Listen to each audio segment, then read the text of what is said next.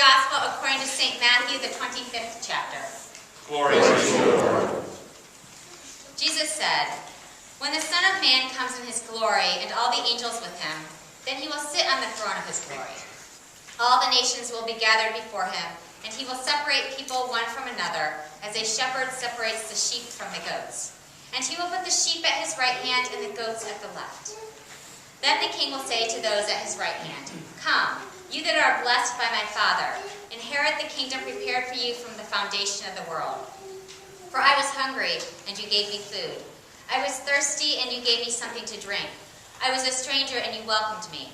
I was naked, and you gave me clothing. I was sick, and you took care of me. I was in prison, and you visited me.' Then the righteous will answer him, 'Lord, when was it that we saw you hungry and gave you food, or thirsty and gave you something to drink? And when was it that we saw you a stranger and welcomed you, or naked and gave you clothing? And when was it that we saw you sick or in prison and visited you?' And the king will answer them, 'Truly I tell you, just as you did it to one of the least of these who are members of my family, you did it to me.' And then he will say to those at his left hand, 'You that are accursed, depart from me into the eternal fire prepared for the devil and his angels. For I was hungry, and you gave me no food. I was thirsty, and you gave me nothing to drink. I was a stranger, and you did not welcome me. Naked, and you did not give me clothing. Sick and in prison, and you did not visit me.' Then they will also answer, 'Lord, when was it that we saw you hungry or thirsty, or a stranger, or naked, or sick, or in prison, and did not take care of you?' Then he will answer them, 'Truly I tell you, just as you did not do it to one of the least of these, you did not do it to me.' And these will go away into eternal punishment, but the righteous into eternal life." The Gospel of the Lord. I have a bit of an off-the-wall question. So what do Walmart, the airport, medical waiting rooms, and county fairs all have in common? People, yes, they do have people. Places. They're all really gross. Well, I was going for their awesome people-watching venues, right? You can find anything at one of those spots. Also, the beach.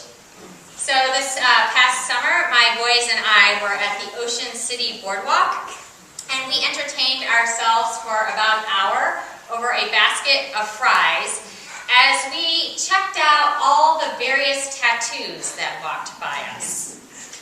And then there were the odd t-shirt messages and the sort of off-the-wall crazy antics that we saw going on before us.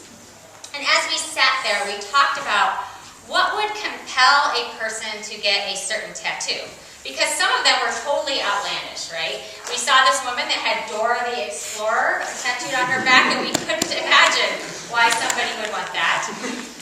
And we also saw some people, they had crosses and names of loved ones, and we couldn't envision why somebody would want that tattooed on their back.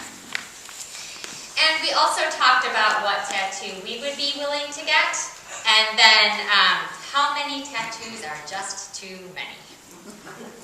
Now, I would like to say that I'm not judging because I happen to have a few tattoos myself, but we all know that the thing that makes people watching fun is the anonymous, silent judging that goes on, right?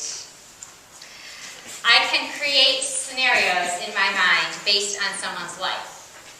Or I can make myself feel better by comparing myself to another person. I might be able to pick up some great fashion tip by observing other people. And sometimes, if I'm really lucky, I'll get to see some sort of unbridled joy take place right before my eyes. You just never know with people watching. So we watch from behind our sunglasses as we sip our sodas, and we deduce, based on what we observe, who and what a person is. And some of it is innocent curiosity. But sometimes what we unknowingly do is reduce people to categories based on our own secret biases, which we all happen to have. There are the poor and the rich.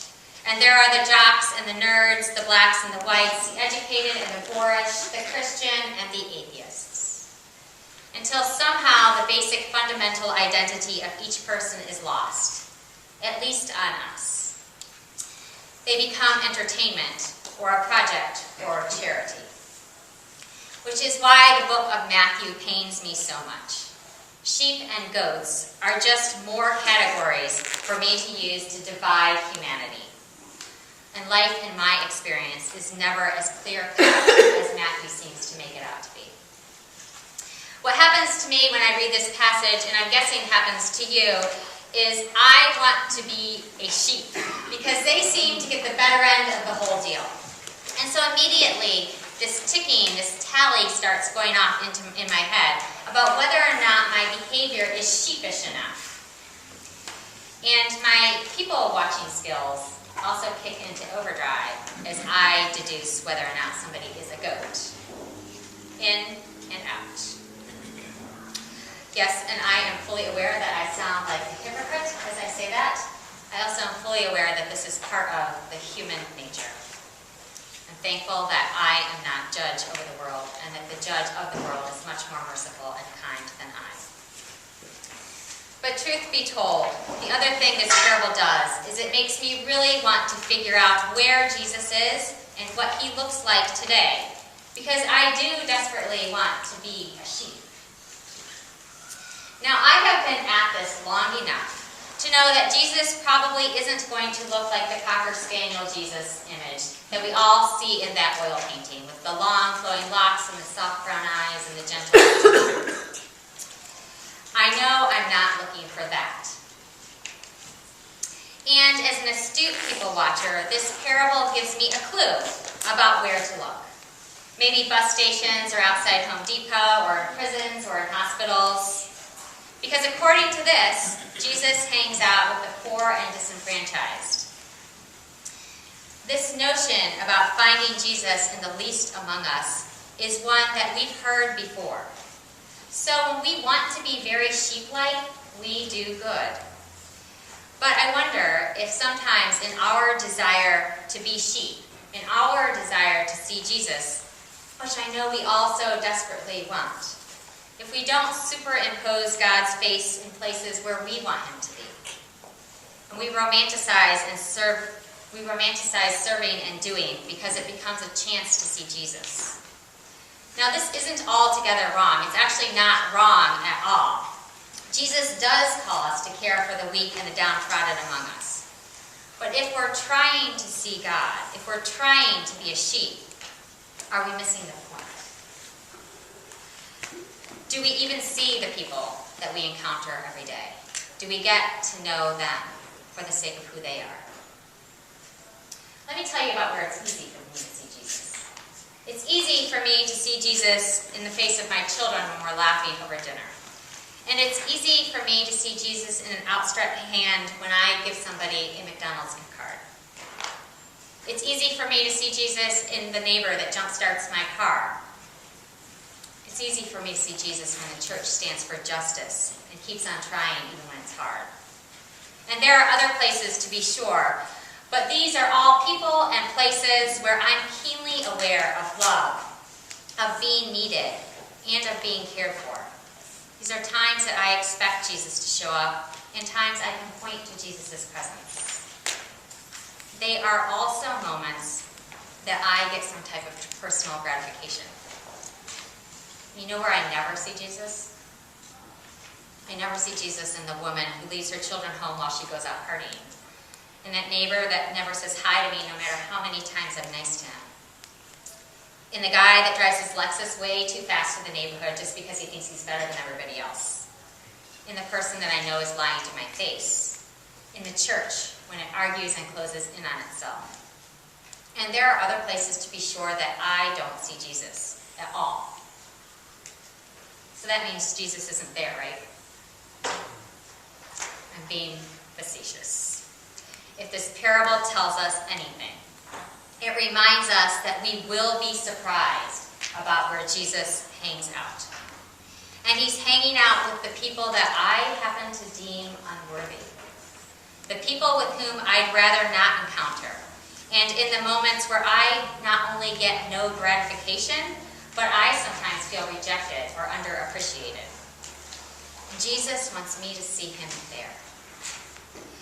See, this parable seems to be about division, about Jesus dividing and separating, As if Jesus is this consummate people watcher, and he's looking down from above, and he says to us, so I've been watching you, and you, nice job, you're a sheep, and you're a goat. No. If that was the point of the parable, why would Jesus even tell it in the first place? This parable, as contrary as it sounds, is about bringing people together, seeing them as Jesus sees them. If we truly believe that God is with and in every single person, then ultimately, this is about Jesus' desire for humanity to work together and to become one, to serve all the Jesuses we encounter, which is every person, every single day, which is a really tall order that I am doomed to fail. But this parable is not the last word on judgment. If it were, we would all be in trouble. Because the line between the sheep and the goats runs straight through the middle of each and every one of us. The last word is the promise made to us at the cross. Because these words, we forget, these words are the last things that Jesus says to his disciples just before the Passion account begins. Before he heads to the cross and seals his promise of saving grace. Maybe him coming into glory isn't for some future time, but rather about to occur then at the cross. 2,000 years ago, that would have been the last place anyone would have expected to see Jesus. The cross should have been anything but glorious. In this parable, I feel like Jesus is saying to his disciples, don't look away from me when you see me on the cross. Don't look away from those who are crucified next to me. Don't look away because you will miss a moment that will change the way you see God forever. Even though the cross looked nothing like God, it was, and it is. But in some ways, the cross is no longer surprising to us either. Jesus on a cross, we know he's there. As oversaid, over-sterilized, and over-analyzed as it may be, the truth is, there is no greater surprise in life than God giving his life for you and for me. And for every other sheep or goat or whatever animal analogy we want to use. I wonder if the glory of Christ may just very well be found as we sit over a basket of fries and silently say to ourselves, this is what Jesus says. Just this is what Jesus looks like. All of it. The warts and the flaws, the ugly and the despicable, the mean and the self-righteous. That's what Jesus looks like. And that's not what we expect. Now, it's not what the character of Jesus is, but quite possibly what he looks like sometimes. And yes, Jesus also looks like the sweet and the new, and the lovable and the desperate, and the humble and the needy. For Lord, when did we see you? His answer will quite probably be, when not. And then there will be no more sheep and no more goats, and no more us and no more them. Just Jesuses. Lots and lots of Jesuses.